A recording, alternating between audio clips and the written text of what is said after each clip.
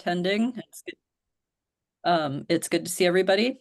And so today, Jamie Dawson with Greater Hells Canyon Council and Austin Starnes and I with Blue Mountains Biodiversity Project are going to be talking to you about the Blue Mountains Forest Plan revisions, which are currently underway and will affect 5 million acres on the Malheur, Umatilla, and Wallowa-Whitman National Forests in eastern Oregon and southeastern Washington. And we're going to start out with intros to ourselves and our organizations and some background about Eastside forests. And so I'm just going to introduce myself quickly. I'm Paula Hood. I use she, her pronouns. I'm co-director of Blue Mountains Biodiversity Project. I'm also on the steering team of the Pacific Northwest Forest Climate Alliance. And Blue Mountains Biodiversity Project works to protect the Blue Mountains and Cascades in eastern Oregon and southeastern Washington. And field surveying is the heart of the work that we do. And we use the information we collect in the field to fight for forests proposed for logging. And we do that primarily through public comments, negotiation, and litigation. And so now I'm going to hand it over to Jamie to introduce herself and Greater Hells Canyon Council, and then transition into Eastside Forest intro. Thanks, Paula. Hi, everybody. It's nice to see some folks that I know and some new folks too. I'm Jamie Dawson. I'm the Conservation Director for Greater Hells Canyon Council. We're a small regional conservation org. I'm based in Northeast Oregon in Enterprise, but we focus on public lands, including public forest lands from Hells Canyon, which is in Idaho and Oregon, up through the Blue Mountains, kind of everything between like Walla Walla and John Day. And our focus is to connect, protect, and restore these public lands for species and for future generations. Let's go to the next slide, Austin. Austin's our tech whiz today. I also just wanted to shout out Eastside Forest Coalition, which both BMBP and GHCC are a part of. This is kind of how I came to work with these fine folks. And we have a shared interest in the Blue Mountain forests and all species that live there. So these are some of the organizations that we work really closely with on Blue Mountain forest planning and other issues. And I just wanted to let you know who they are, and I really appreciate everyone's time. Okay, Austin. So a little context, kind of like geographically and ecologically, where are the Blue Mountains forests that we're talking about today? The Forest Service calls them these three things: the Wallowa-Whitman, the Umatilla, and the Malheur National Forest. And this is where they are on the map. Please enjoy. Next slide. And they sit within the Blue Mountains ecoregion. This is the biggest ecoregion in Oregon, and it has, just as a result of how big that ecoregion is, some of the most highest number of forested acres of any ecoregion in Oregon. Often overlooked because I think a lot of people think about driving over the Cascades and end up, in the sagebrush sea, like east of Bend. So maybe if there are trees, there are big ponderosa pines. But if you go to the next slide, you have an example of some of the forests that you'll see here. Oh, and let's go ahead one more. You guys know where this is, but here's a couple examples of some places that you'll see in the Blue Mountains. So we have not only these big ponderosa pine forests, but also these very messy, very wet, very moist forests that fuels managers for the Forest Service hate, like pine marten and pileated woodpecker and all of these really interesting forest species really love. So you can be walking around on the Umatilla National Forest, or even on the Wallowa-Whitman where I live, and be on the north side and have these thick ash cap soils, really dense canopy, big fir trees, maybe see twinberry and moss and all of that. You feel like you're in Western Oregon. You hear Pacific wrens singing, and you'll see orchids that you normally only see in really wet forests because these are really wet forests that we have here. And then you could be in that same feature, walk around to the south side of that hill or mountain or whatever you're on, and then be in this more dry ponderosa open pine grass, and hear all side of flycatchers, or just different, be in a completely different ecosystem not that far away from where you started. And this is something I think that is amazing about this place and contributes to all the diversity of this place. It's also a very frustrating thing for the Forest Service as the managers of this land. I think they find this kind of annoying, and so they tend to want to oversimplify everything because it's hard to manage places on a bespoke case-by-case basis, but that's what this place needs because we do have so much diversity jam-packed into places that are really not that far from each other. Okay, I think now let's go back to Paula. Yeah. So as part of these incredible forests that Jamie has described, streams are like the lifeblood of these forests, and they're part of these incredible and diverse and complex forest ecosystems that they're interconnected with. And so protecting forest ecosystems is key to also protecting streams and the clean, cold water that they provide. And so Eastside streams in particular also support key populations of imperiled native trout and salmon, including ESA-listed bull trout, Chinook salmon, and Mid-Columbia River and Snake River steelhead. Next slide. And these streams are also crucial for wildlife connectivity, both terrestrial and aquatic, and connectivity corridors often follow streams. And on the east side, approximately 75% of east side terrestrial species depend upon streamside riparian habitats for their life cycle needs. Also, let's not forget drinking water. About 90% of people in the West are served by public drinking water systems that rely on water from national forests and grasslands. The Forest Service itself, in a recent study that they put out, noted that a quote, a century of research has demonstrated unequivocally that forested lands provide the cleanest and most stable water supply compared to other land types. And this is, of course, relevant to streams in national forests in eastern Oregon and southeastern Washington, which provide drinking water to many thousands of people. Next slide. And as Jamie was talking about, many of these forests are downright lush. Eastside forests are often much more lush and diverse than a lot of people realize. This photo was taken in a sale unit adjacent to Bear Creek in the Big Mosquito timber sale. Next slide. And these photos were the one with the U's is also along Bear Creek, and the other one is in the Austin timber sale, also in the Malheur National Forest in a sale unit. And these were very, very wet, moist areas. Next slide.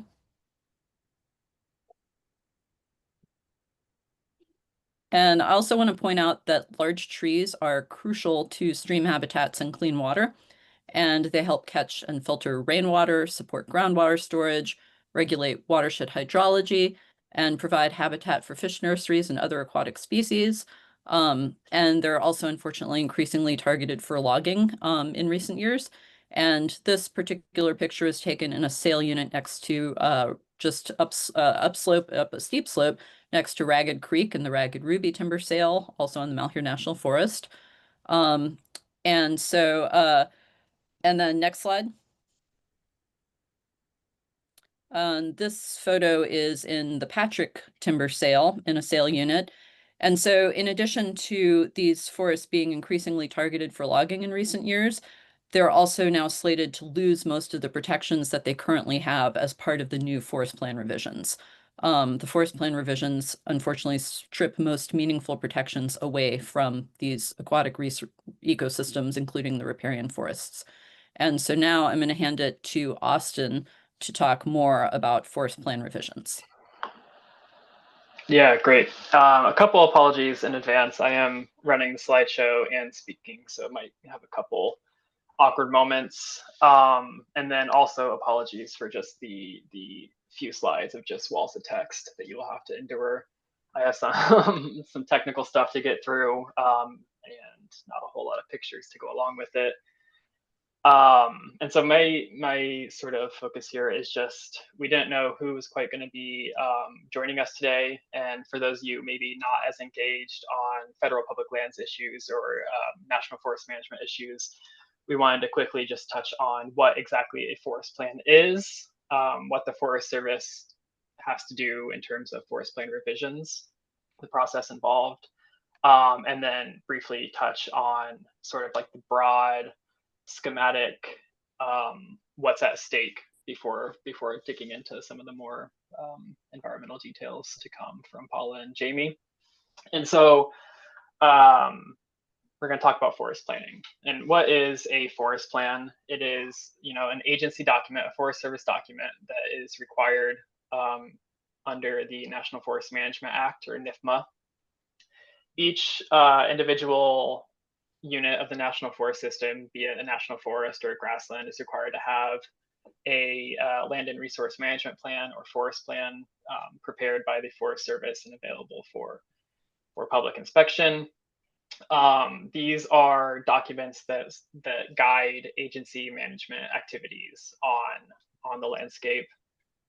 You know, these plans, fortunately, unfortunately, must provide for multiple use and sustained yield. That's sort of a statutory requirement we've been stuck with since, you know, essentially the outset of federal public lands management.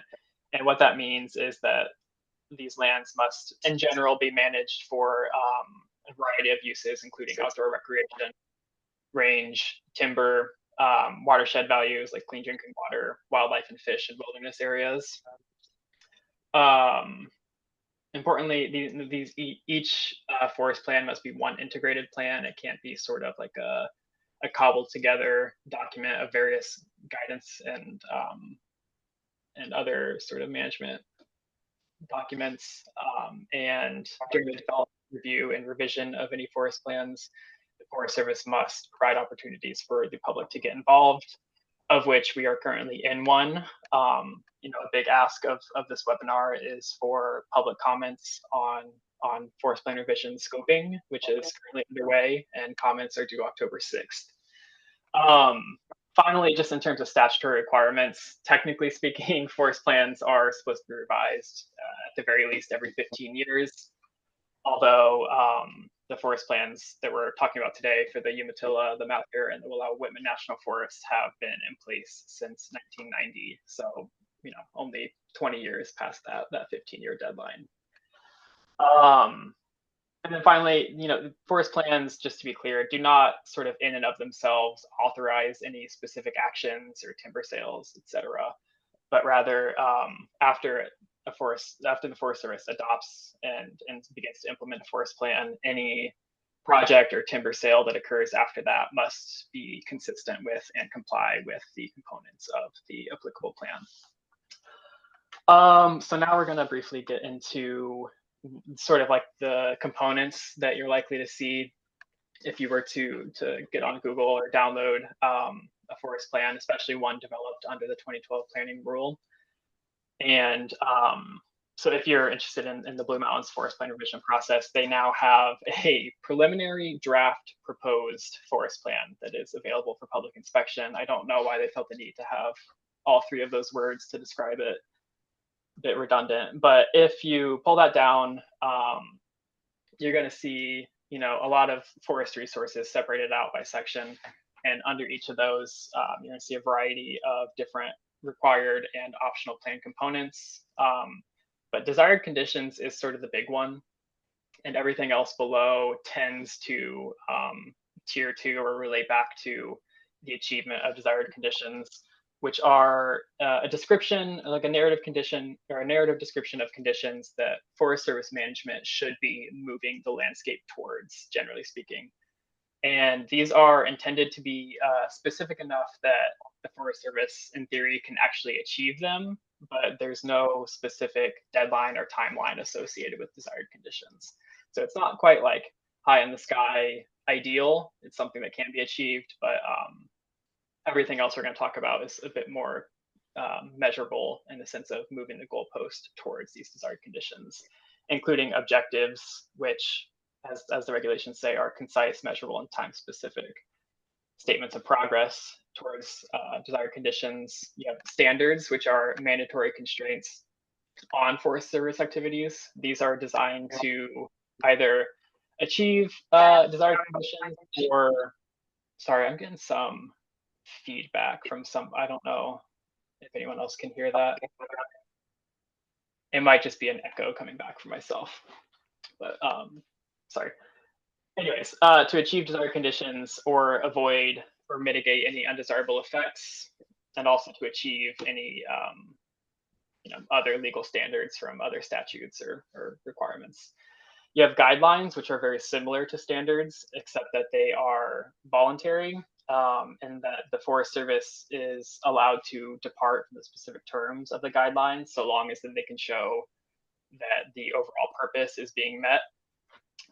Just a heads up, we're going to be seeing a lot of guidelines in this forest plan revision process. It's sort of the whole strategy the Forest Service is moving towards, which means, you know, we're going to see less accountability, which I'll get more into here in a bit. Suitability of lands is a component that is required for some resource conditions that, you know, essentially the Forest Service has to identify and determine whether and where specific lands are suitable or unsuitable for certain activities, such as timber production. And then other components you might run into, optional or not, are goals, which are a bit more lofty and broad. You have an identification of priority watersheds for restoration activities. You'll see a monitoring program or monitoring plan, as well as management approaches and a few other components.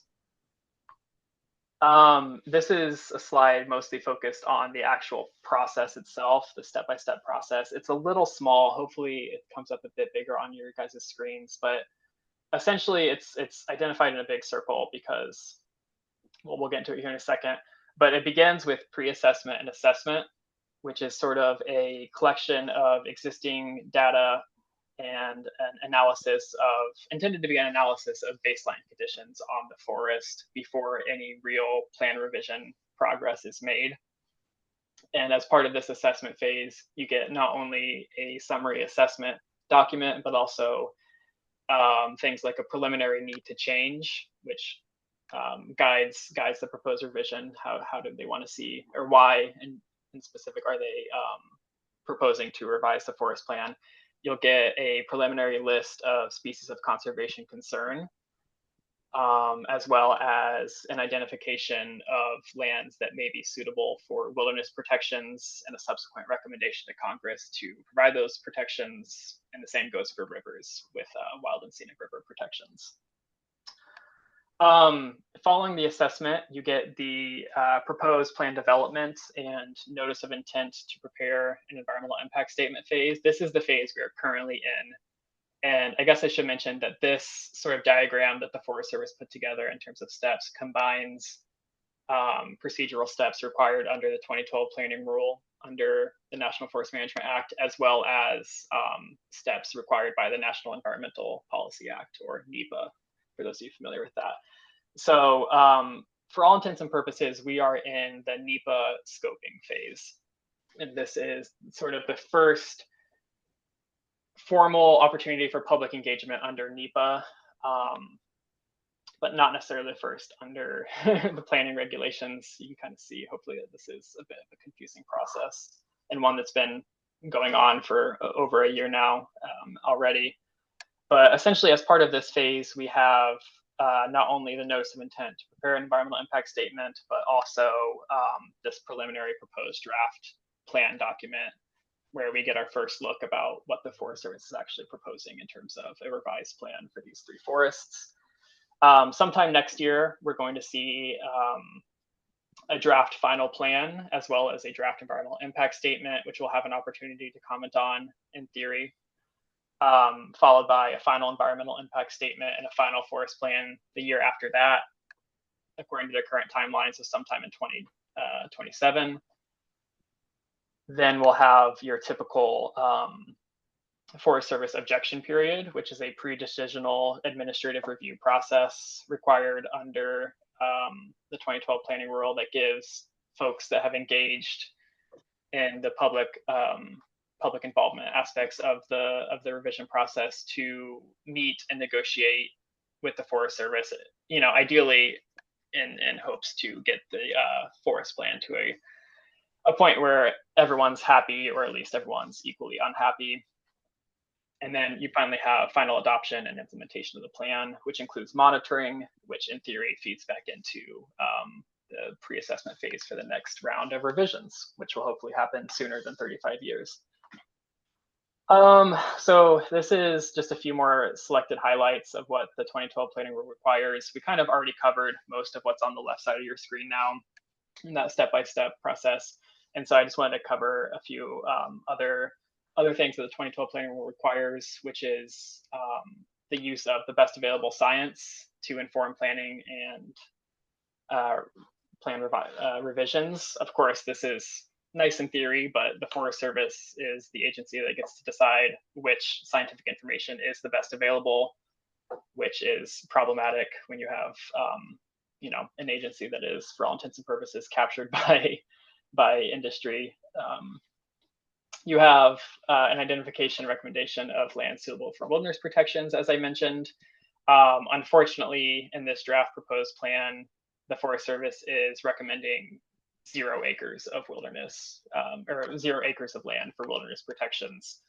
For those of you curious, currently Oregon has about 4% of its land protected under the Wilderness Act, which is nice in the sense that those lands have more protections, but compared to Washington and California, Washington has 10% of its lands protected, and California has 15% of its lands protected under Wilderness Act protection. So we have some real catching up to do. We know for a fact that there are lands suitable for wilderness in these forests, and it's unfortunate that the Forest Service isn't recommending any of them for these protections.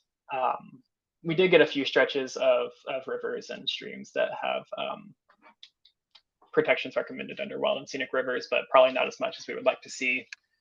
And we'll also get an indication or identification of maximum timber harvest yield, which of course is going up thanks to a variety of factors, including Trump executive orders calling for increased timber production.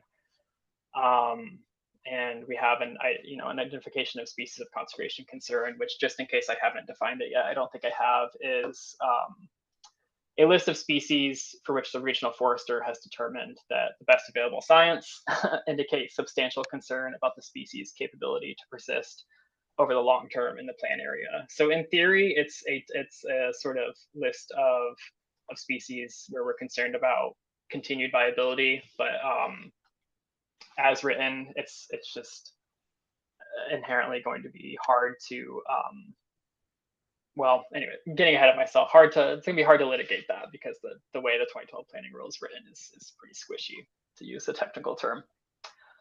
Okay, so that's all for what forest plan is. We're now going to transition into why exactly we are concerned and seeking all of your engagement on Blue Mountains Forest Plan revision work, is because there's a lot at stake. And we're going to get into some more details on aquatic and wildlife issues and habitat issues that are at stake. But my focus today is the sort of broad schematic changes that all account to a loss of accountability, and specifically, Forest Service accountability to the public whose lands that they are managing, because these are public lands. These are, to the extent they're anyone's lands, they're all of our lands. And we think the Forest Service should be held accountable for their management actions. But unfortunately, this revision process really couldn't come at much of a worse time. This has been a bit of a depressing slide of headlines I collected to put this slide together, because our Eastside forests are at risk, as are most of our public lands and environmental, bedrock environmental statutes. And so the Forest Service has already tried recently to roll back protections for large tree habitat in Eastern Oregon. We call these the Eastside screens, for those of you unfamiliar. The big sort of rule you may have heard about is the 21-inch rule, which prohibits the logging of trees larger than 21 inches across the landscape total. Back in 2021, at the tail end of the Trump administration, they tried to roll back these protections, and GHCC and BMVP and other groups involved in the Eastside Forest Coalition sued to keep those protections in place. But we knew it was coming. Now, instead of doing it in an amendment, we're likely to see them do it in these forest plan revision process. And we've already seen that they're planning to use guidelines for a lot of these large tree protections, which, as we've discussed in the past or previously, are just not actually mandatory prohibitions at all, or restrictions. And so we're likely to see a lot more large tree logging, a lot more logging and timber harvest in general, because we have executive orders calling for increased harvest. This is all taking place at the same time where we have ostensibly no sort of consistent NEPA regulations after the rollback of the Council on Environmental Quality's NEPA regulations, and now we're relying on, you know, the sort of limited stuff that we can pull from the statute itself, as well as individual agency regulations, which are also undergoing revisions as we speak. We have the rollback of the roadless rule, which hopefully everyone here was engaged on that issue and got comments in. I think last Friday was the last day to get comments in. So we're likely to see less roadless area protections, more roads, increasing access, and timber harvest and development in national forests. And you know, just to pile it on, we also have the rollback of the harm definition under the Endangered Species Act, which is proposed to get rid of habitat destruction as a form of harm. So we are, you know, we're facing a lot of, it's an uphill battle to say the least, and that's why we need not only all of your voices involved in these forest plan revisions, but we need really strong forest plan with strong standards that will, you know, help restore the landscape and the ecosystem as much as we can. I think now it is back to Jamie or Paula? Jamie? It's me. Thank you. Thanks, Austin. And yeah, just maybe to highlight, put a finer point on one thing you said. It's my understanding of, you know, they provide us with this kind of big bureaucratic time wheel of like, here's all the steps. And, you know, if you don't jump in now, don't worry, you can jump in later. And right now it still feels like, oh, we're kind of early in the process, so don't worry. But also, this is the moment where whatever comes of scoping, whatever people mention now and bring up in comments, is what they theoretically will have to create an alternative, at least one alternative that has forest plan components for protecting old growth or protecting wildlife corridors or protecting moist forests or whatever it is, you know, the issues that you may have particular interest in. And so stepping in right now, even though we still have the other half of the pie to get to, is a really key moment, because if we don't bring it up now, they're probably not even going to consider it. And then we'll end up at the end and they'll say, well, yeah, we just made one forest plan option, you know, one alternative that was like, let's log everything. And then one that was like, let's log even more. And then one that was no action. So commenting right now, even though we're still early in the process, we're also now several years into the process. So now is a great time to get involved. So thanks for being here. One of the issues that I mentioned earlier that Austin, yeah, you're on top of it. That is a key interest for my organization at Greater Hills Canyon Council is habitat connectivity. I apologize that this graphic is so blurry. I think you get the general picture. This is a really cool, it's actually an animated graphic that you can look up online if you look up migrations in motion, and it shows the projected movement of mammals, birds, and amphibians over time as they're responding to climate change. And if you look in this part of the Pacific Northwest, most species are traveling through the Blue Mountains here. And so we are the connective tissue basically between the Rocky Mountains in Idaho and Montana and Canada and beyond, and the Cascades. So if you look at you know, GPS collar data from any charismatic megafauna animal that we've ever tracked in Eastern Oregon that's moving between these large different ecosystems across the West, a lot of them are traveling through these public lands forests in the Blue Mountains. And so protecting large-scale habitat connectivity is really, really, really important in this process. I naively was like feeling pretty optimistic about this. I think when this round of forest planning started, this is, maybe Austin mentioned, this is the third time that they've tried to get this done.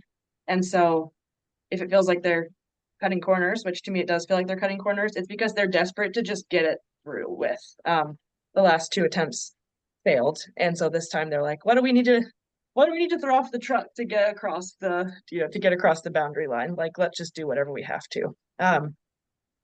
This is a really great opportunity because we're doing 3 separate forest plans all at once to analyze for landscape scale habitat connectivity between the Wallowa-Whitman and the Umatilla and the Malheur, which does form that connectivity corridor through this piece of the Western US. they're mandated to do that, but they haven't done a very good job at it. It's sort of like, what's the bare minimum that we have to do to pay lip service to connectivity without actually having to put any standards in place to make sure that that's protected. If this is an issue that you're interested in for these forest plans or any other forest plans that come in the future, Defenders of Wildlife and Yellowstone to Yukon and several other groups put together this really amazing packet that you can't really see, but it's called Planning for Connectivity. And I'll put the link in the chat here. But the forest planning rule, the 2012 planning rule that Austin just gave us a whole debrief on, does have explicit requirements for forests to do planning for connectivity, not just within the one forest, but across multiple forests and even under private lands and other places. And so they are supposed to be doing that, even if they're trying not to. That same group of people also put together a really great another handbook for planning for biodiversity, basically. So I just put both of those in the chat. So yes, not even in my dream scenario, but just something in my scenario in which we actively do something to maintain connectivity between these forests, we would have at least some kind of standards in place that would protect habitat connectivity within the forest and across forests. Another option would be, Austin mentioned something called suitability of lands, which is fancy Forest Service jargon for like every acre gets a title, and we call it something. And one of those is kind of the grab bag of general forest acres, which is sort of like, we do what we want. And they would like to put as many acres in general forest as they can. They used to have, in the current plans that we're operating under, they used to have a number of like more specialized management areas. That was like one that was backcountry recreation that said no new roads, like the amount of roads in these areas cannot exceed however many roads were there in 1990 when this plan was published. We could create a management area, and in the second iteration of this planning process that failed, they did create a management area for habitat connectivity. And so the Forest Service already like wrote that language. They already vetted an alternative that had that. And that's something I'd like to see them do again, and something I hope that you'll consider putting in your comments. The next issue would be just, preserving diversity of species and diversity of forests. We're pretty lucky here to have a near complete assemblage of species, that almost everything that was here at the end of the last ice age is here, although many species are struggling. But the reason that the reason that many of these species even still exist here when they're starting to blink out or already have blinked out in many other places is because we do have just such a complex diversity of landscape and forest types here. And so protecting and ensuring that these forests have a diversity of forest types into the future will ensure that these species can remain here, especially as we look at climate change intensifying. And so let's go to the next slide, would you, Austin? Part of that is going to be protecting old growth forests. As Austin mentioned, the current forest plans that we're operating under have a piece of them, a component of them called the Eastside screens, which is a standard forest plan standard, right, Austin? Is it a standard technically that mostly protects trees that are at or greater than 21 inches at diameter of breast height across different species? There are already exceptions that allow them to cut trees that are that size and bigger. And we usually like review those projects and have something to say to the Forest Service about that each time that they attempt to do that. But because the Eastside screens, which we succeeded in like keeping them for now at the end of Trump 1 when they were trying to get rid of them wholesale, because the Eastside screens live inside of these forest plans just as a forest plan component, as a standard, that means that with new forest plans, they can just get rid of them if they want to. And so we were anticipating, and now we see in the new preliminary proposed draft plan, whatever the name is for this document that we have right now, that they are trying to get rid of that. And they don't have any standards, which is the closest thing to like a hard line sideboard that you can get. They don't have any standards for old growth forests or large trees, which is definitely a problem. And as I mentioned, this is just an example of kind of two different forest types that you would see in these Blue Mountain forests. The one on the right is, of course, a ponderosa pine stand that everyone kind of imagines when they think about Blue Mountains forests. But we also have these like super interesting, very lush, very complex mature moist forests like the one on the left. And these ones are definitely messier. And as I mentioned earlier, like fuels guys, fire guys, they don't love them, but also we can have that near complete assemblage of species and have such a diversity in different types of wildlife and fish species here because we have such a diversity in forest types. So protecting old growth forests of all species types and then also protecting different forest types, including moist forests, is really, really key. Can you go to the next slide for me? And this has multiple implications. I, tend to get really focused on the like, what tree species or what forest types do wildlife species need to like live out their life cycle. But this is also a really key piece of like climate change mitigation. And this is one of the best things that Eastern Oregon can do to help, work on mitigating climate change. Researchers from Oregon and other states in the West have found that the trees over 21 inches, so those trees that are currently protected under our existing forest plans, only 3% of them are greater than 21 inches diameter at breast height. They're storing up to 42% of the above ground carbon, so they are like more than pulling their weight in that arena, and really important to keep them standing. Next slide. And as I mentioned, protecting many different types of forests across the Blues is really important. And so we just recently, this is a major project of Paula and Austin, which I'm so grateful for. This is something that the Eastside Forest Coalition recently wrapped up. It's like a communications tool that I can put in the chat here.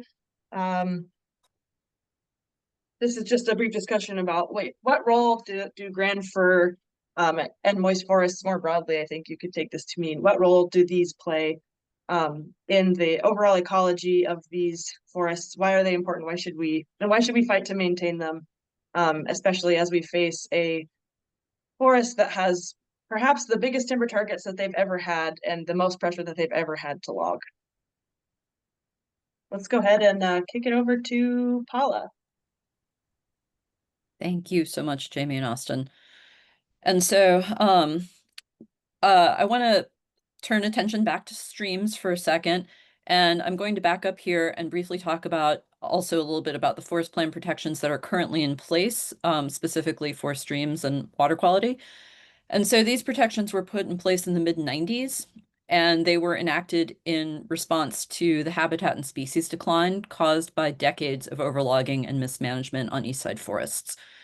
And the Eastside screens that Jamie and Austin talked about, and also packfish infish, which focus on the aquatics aspects, they're kind of like the Eastside forest counterparts to the Northwest Forest Plan. And for streams, they're actually pretty good. They include stringent, quantitative, mandatory standards for stream habitat components. And so things like stream temperature, how much large wood is in streams, which is super important for habitat and water quality, how much fine sediment is allowed, how much shade there should be, pool depth to width ratios, and more. Unfortunately, so these standards actually on paper and for decades worked really well, but unfortunately, in recent years, the Forest Service has been largely ignoring these protections, and the courts have largely let them get away with it. Next slide. Boop. And so now the Forest Service, similarly to stripping protections for large trees and wildlife habitat terrestrially, they're also looking to make lack of protections more enshrined and complete. And so they've been ignoring the good ones that existed, or finding loopholes around them and weakening them in general in recent years. And now they're in this new forest plan looking to really strip those away. And so, as I mentioned, what we actually need are strong enforceable standards, and that, streams are part of forest ecosystems. And so both the forests and the streams need protection. And it's just really unfortunate that the Forest Service really has just like those strong forest plan protections are really just going away in at least the new draft plan that they have proposed. And so next slide. And so part of what's going away here is not only the riparian management objectives, those lists of things and more that were like stream temperature and how much large wood, how much shade, things like that, but also standards for no-cut buffers. And so just none of that exists in the new draft forest plan. There are still riparian corridors outlined, but they don't have the stronger protections around logging and especially not standards. And those old riparian management objectives and no-cut buffers and standards were based on the biological needs of fish and aquatic organisms and stream ecosystems. And without them, we're extremely concerned that imperiled fish such as bull trout, snake and Columbia River steelhead, and Chinook salmon, and tons of other aquatic species, which many of these, if not all of them, are already suffering from the effects of climate change and habitat loss. And so they're going to be pushed towards extinction further. Next slide, Austin. And so unfortunately, in this new forest plan revision, the Forest Service's stated emphasis is actually on like active management, quote unquote, which includes logging within stream side corridors. And the new forest plan proposal only has a handful of standards, 4 to be exact, around stream protections. And none of them address protecting streams from logging, not a one. And again, those standards are mandatory and enforceable protections compared to guidelines, which are voluntary, discretionary, and subjective, and so much, much, much harder to enforce. For the guidelines in the new forest plan proposal, almost every single one includes language such as if possible, when avoidable, if feasible, and other types of language that give extreme discretion to the Forest Service and to contractors on the ground. Next slide. And just to highlight the urgency of the situation we're currently facing, I included this slide. I want to just briefly highlight a few things on Eastside streams and riparian forests that are going on across the landscape right now. And so this slide is from a NESPERS presentation based on their 2022 report, in which they analyzed the quasi-extinction threshold and had a call to action for Snake River Basin, Chinook, and Steelhead. And so in the area they looked at, which this report included parts of Idaho as well as the Blues in Eastern Oregon and southeastern Washington. But here, for example, 42% of the populations that they looked at are currently at or below the quasi-extinction threshold of 50 spawners. And they predicted that 77% will be at this threshold extremely soon, like this year or soon. Next slide. And so, in this presentation, we want to save some time for Q&A, so I don't have time to go into all of it, but I just wanted to highlight that, national forests on the east side have a stream temperature problem. They're facing widespread and significant damage from these high stream temperatures, high sediments, roads, fish passage barriers, livestock grazing, and also logging. Of course, logging is being billed as restoration by the Forest Service, but in reality is threatening old and large trees, shade, soils, water quality, and wildlife habitat.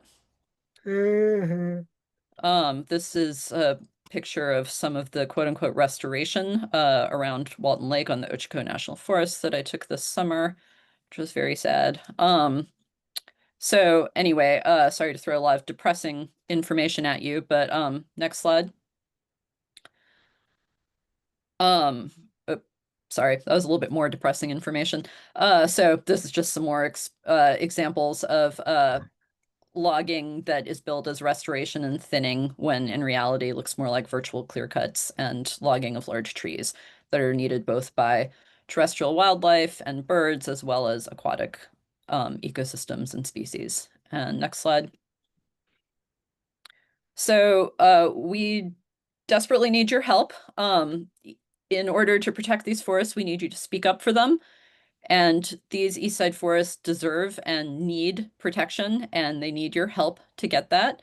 So we are please asking you to submit comments on the Forest Service's draft forest plan revision. And these comments are due by October 6th.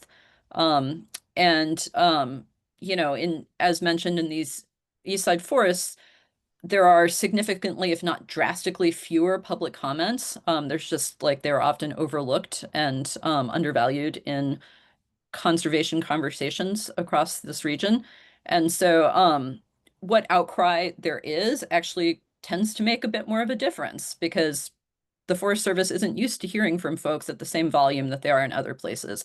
And so there's actually an opportunity to hopefully stand out more and potentially influence the conversation a little bit more, if not at least the public conversation, which can hopefully in turn influence the outcome. And so we actually feel like we have a chance to stand out and make a difference here. And so please follow our organizations, sign up for action alerts and email lists, get in touch with me, Austin or Jamie. And also I'm sharing the action alert page that we put together for the Blue Mountains Biodiversity Project about this, which includes talking points, links to the Forest Service documents, and instructions about how to comment are in the chat as well as on this slide. And then Jamie and Austin, I don't know if you have anything to add to that slide or anything else, and then we're going to turn it over for Q&A. Yeah, does anyone have any questions?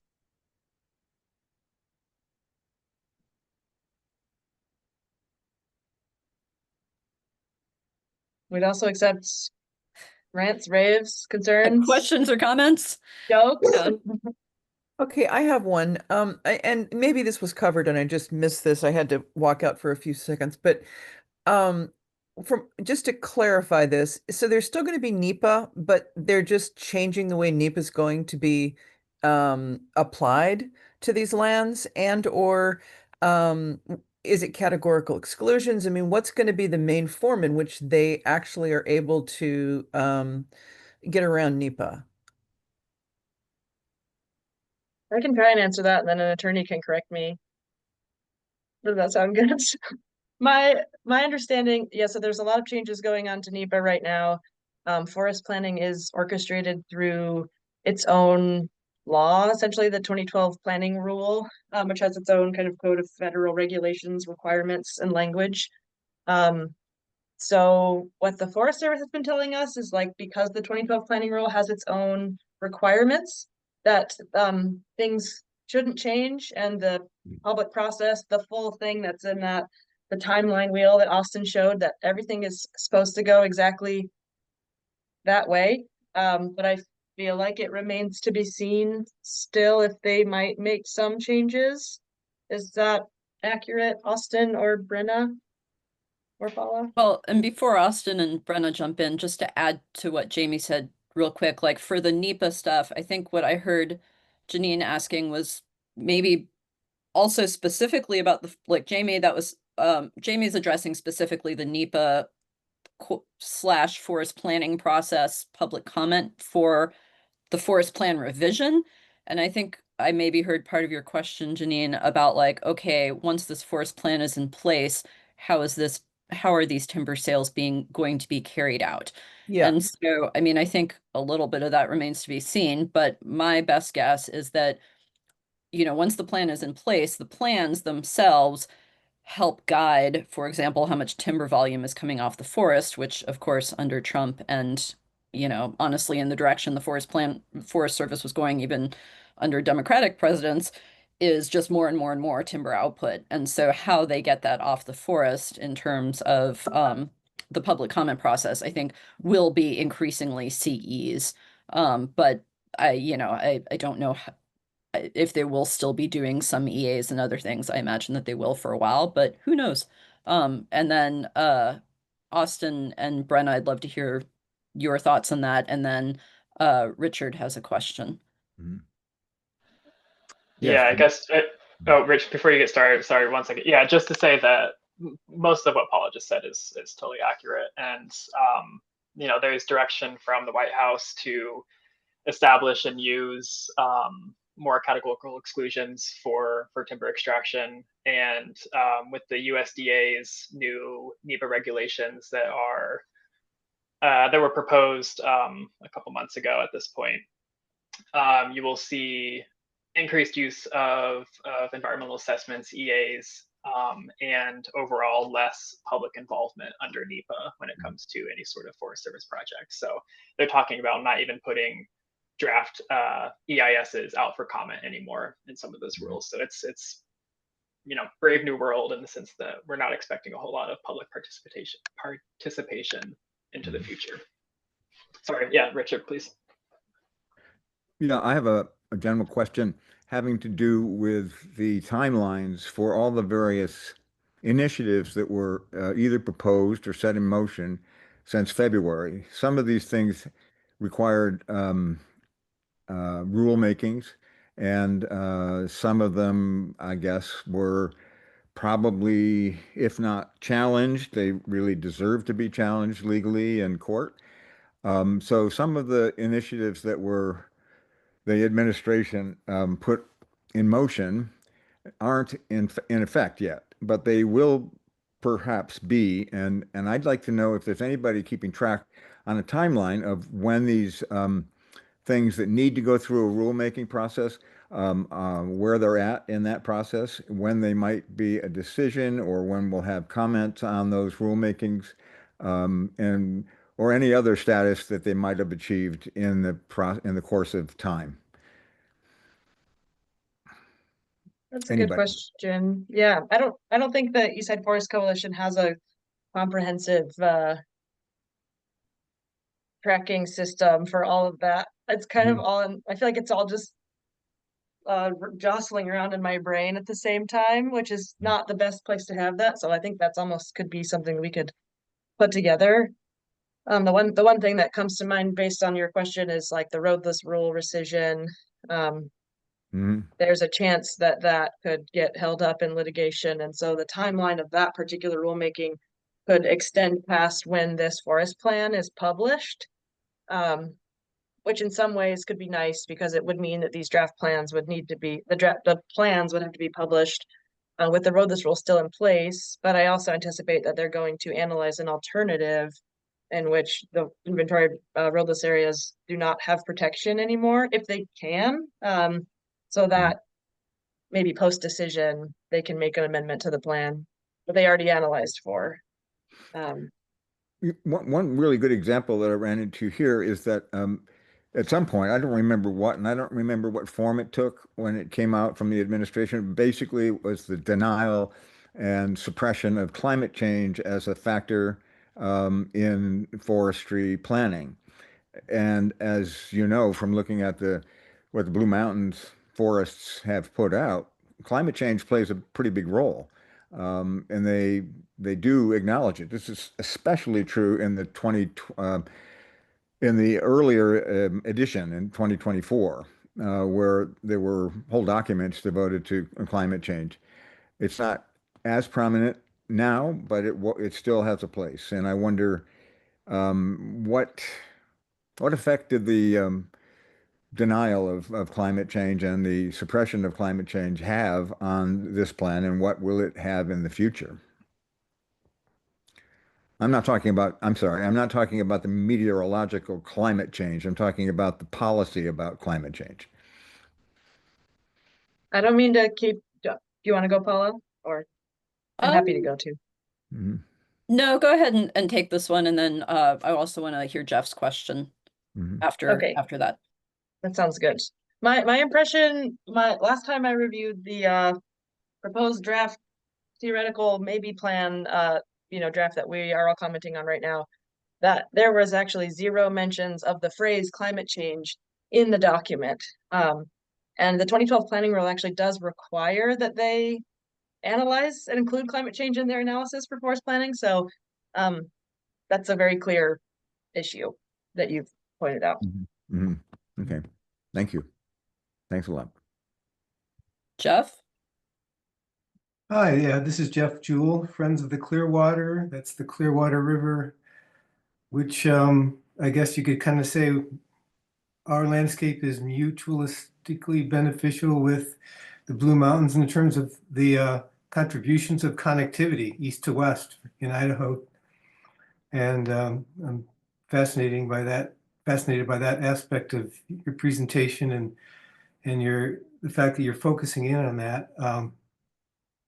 One of the things I've heard a lot about is in terms of the new NEPA world we're living in, which is so depleted, that it's still important to do a really good job giving the agencies an alternative. And because the alternatives are still something that in the NEPA statute itself is required that the agencies consider. And that being, based on, of course, the science that we as conservationists understand is what ought to govern these. And so this is kind of a roundabout way of asking, are any of you folks marshaling up an alternative that a lot of other organizations and people who have less time like mine to really tune in on the Blue Mountains to support and sign on to and even help out in some way? So I'll try starting this one, and then Jamie maybe or Austin, y'all can jump in. We have talked about doing that. Certainly for scoping, we don't have the time and resources and capacity, and all of our organizations are also pretty small. I don't know. I think the real answer is I'm not sure yet for the EIS. We have thrown around at least trying to put together an overarching vision of it to try to, have certain aspects of that included. I know some other groups have put together, comprehensive plans that I don't think we will likely have the time, capacity, or resources to be able to muster, but I think we're going to sort of at least try to push for some pieces of that to be analyzed as a, alternative in forest plans. And so one thing that comes to mind, for instance, that I think is likely to be built out more for the EIS comments and public participation comment period is like David Mildrexler's work in some of his studies with his colleagues have basically proposed a reserve system for connectivity and core habitat in the Blue Mountains. And I think it wouldn't take that much work, in a sense, for our smaller groups to say, hey, Forest Service, you should actually be analyzing this as an alternative. And so I think we can do it a bit piecemeal and maybe even manage to put together that piecemeal into something a little bit comprehensive, but it's not going to be the sort of, we don't have the resources to write our own forest plan, basically, and try to propose it as an alternative. I wish we could, and I wish we did. And then Jamie and Austin, if you have any thoughts on that, and then hopefully we can, we're running out of time, but Janine has a question. I'll be quick. I just wanted to say I'm glad you're here, and I really appreciate everything Friends of the Clearwater does. And I know that you all are ahead of us on, you've already been for many years engaged in a 2012 planning rule forest revision with the Nez Clear, and we might have some things we could learn from you or questions we could ask you if you all have some time to connect at some point. Yeah, feel free to ask. Thanks for being here. Okay, Janine, and then we'll wrap up officially. How about that? Yeah, just a quick piggyback on Jeff's question that triggered me. I'm wondering, one, how effective, or can you even comment outside comment periods to the Forest Service, and do you do that? And what have you found in your experience, these different organizations in doing such a thing? And does it ever take the form of trying to work with individual Forest Service units to impact, more locally? With rangers, or I mean, I understand they're being written not by the rangers, but they are being, I assume, carried out through the individual forest sections. And so does that ever have any impact? And should we ever be looking at this? I can try to be brief and answer, and then Sure. Jamie, you can chime in. I think short answer is it varies wildly. And so for the forest plan revision, well, one thought is I think, it's extremely important to get comments in during the actual legal comment period, because I think they have to consider them in more specific ways. But comments anytime are part of the project record, and I think that that's important. And I would love to see more sustained pressure on the Forest Service, not just during public comment periods, and more like creative working it out of their sandbox. And so, you know, and it's hard to say how that would affect the Forest Service for this particular forest plan revision. For individual timber sales and things like that, I think it is all over the map. It varies a little bit according to the forest supervisors, the Forest Service ID team, et cetera, et cetera. And we have, and I think Greater Hells Canyon Council has as well, worked with individual supervisors and Forest Service teams to varying effects, some of them being more cooperative and willing to change things, and others just being completely uninterested. Jamie, any thoughts? I think the court of public opinion is always in session, so I think it's always just a question of how much time and capacity do we have to devote to that. In my perfect world, we would have, I could clone me and Paula and Austin to also help like get the information out of our heads and our organization's heads into the brains of people and enable them to also be making calls and writing letters to editor and showing up at meetings and that aren't even forest planning meetings. Cause I know, you know, people who maybe hold some views that I don't agree with, like they're not waiting for any public comment period. They're calling the regional forester and they're emailing the chief of the Forest Service every week. And some of them are getting what they want. So I would say, well, yes, and doing both. And it's key to get them just to have legal standing within that time period, obviously, for the specific comment periods, but it cannot ever hurt outside of the comment period. Yes. All right. Well, I think we are at time. Thank you so much, everybody, for showing up, and please continue to get engaged. Follow us, sign up, contact us, submit comments. Thank you all very, very much for that. Thanks for being here. Thank you. Bye. Good seeing you. Yeah, likewise.